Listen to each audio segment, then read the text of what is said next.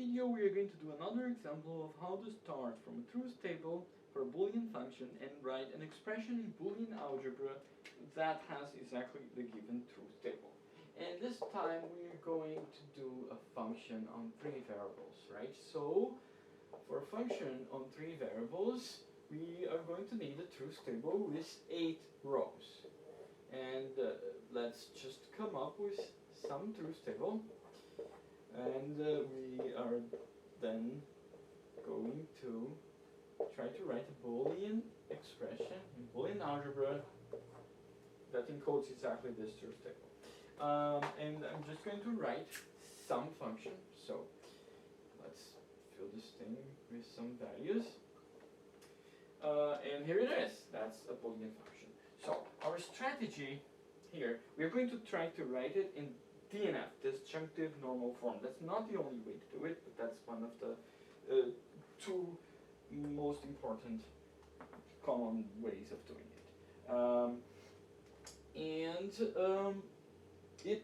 The idea is we are going to look at the places in the truth table where the function becomes 1, and we are going to write an expression in Boolean algebra with the following meaning: this row, or this row, or this row. That's why this way of writing it is called DNF, disjunctive normal form. Disjunctive means or.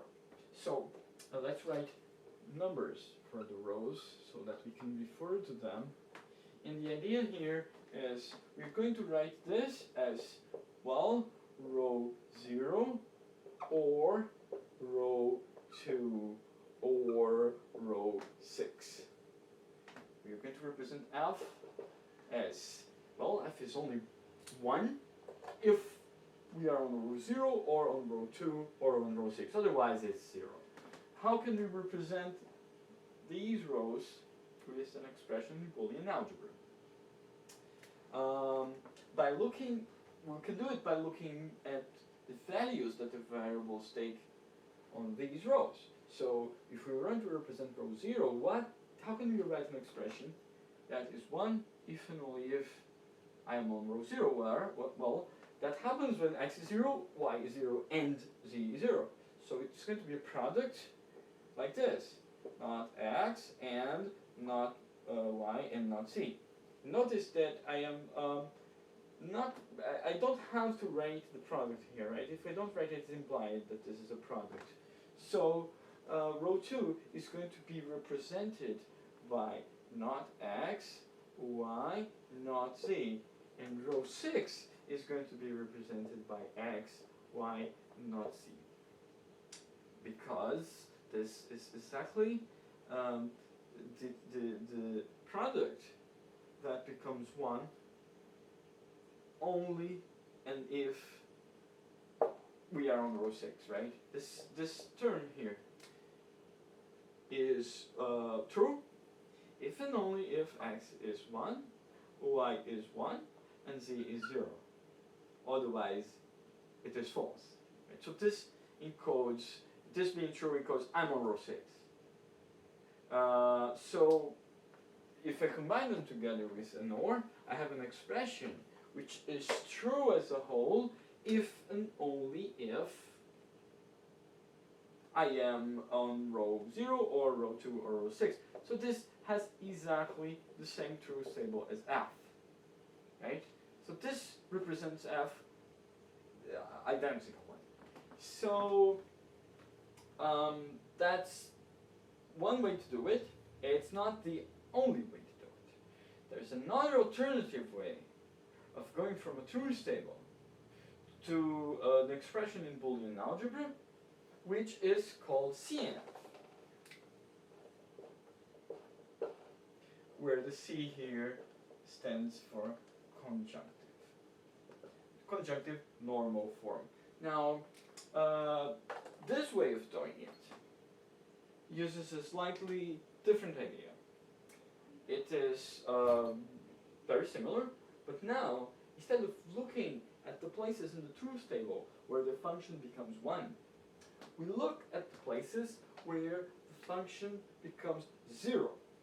So if we look here, here, here, here, and here, and we can communicate to someone, well, my function becomes 0 here and nowhere else.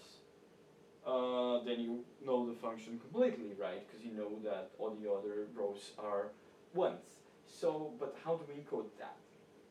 Well, now, the way to encode that becomes slightly different.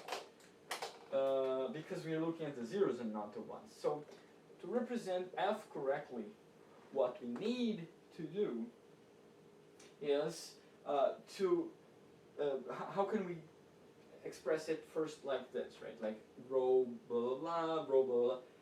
We know that for f to be true, we cannot be on row 1, right? Here, when we are looking at the 1s, for f to be true, we have to be here or here or here. When we are looking at the zeros, it's the reverse, right? Because for f to be 1, it can't be here, because this is a 0. So it would be something like this. Well, if f is going to be 1, we cannot be on row 1, so let's write it as row 1 bar, meaning not row 1, and instead of or, and we cannot be at row 3, right? So we're going to write the and as a product. We cannot be at row 3, and we cannot be at row 4, and we cannot be at row 5, and we cannot be at row 7. So, in this particular case, writing the function in CNF is going to result in a longer expression in Boolean algebra, right? Because we need we have 5 zeros. We need to have one term for each row. It's going to be a longer expression, but it's still going to correctly represent f and have the same truth table, right? This is, when we finish, it will be a very different expression from this one, but it's going to have the same truth table, as it should. We are trying to represent the same function. So how do we go from this idea here to an expression in Boolean algebra? Well, we already know how to represent rows, actually, right? So row 1 is going to be just, if I am on row 1, we can write this as not x, not y, z, right? But now we want row 1 not to be the case, so we write not this. And the same goes for the other ones, right? So this is going to be not x, y, z, and this is going to be x, not y, not z. This is going to be x, not y, z, and finally this is going to be this, right? So each one of them is going, well, the 1, 4, 5 is wrong.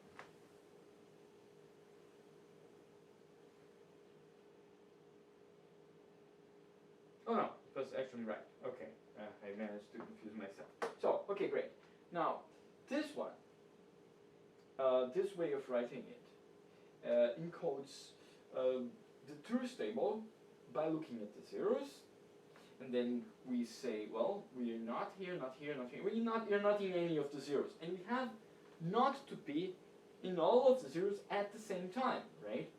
It's not enough not to be here or not to be here. We have to not be at any of the zeros, and then the remaining places that we have are 1s.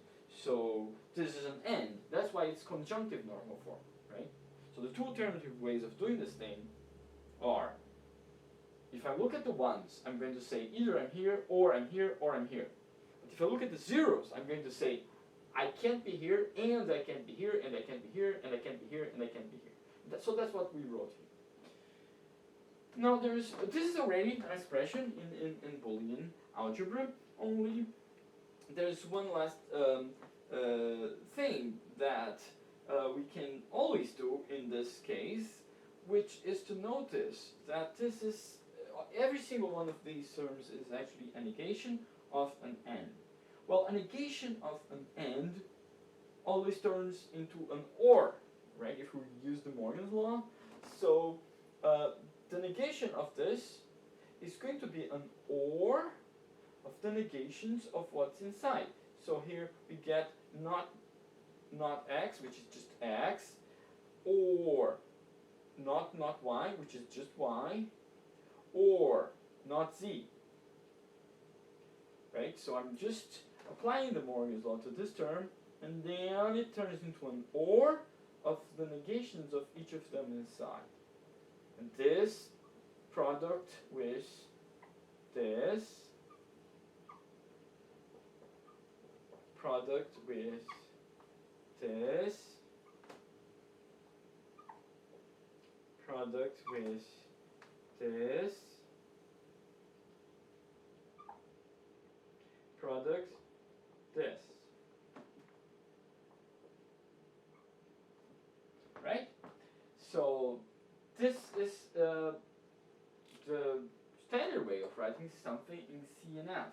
It's a big product of terms, each of which is a sum, right? So or an OR, so this is also referred to as a product of sums. This is a standard alternative way of naming this way of writing this thing, and this is correspondingly called a sum of products.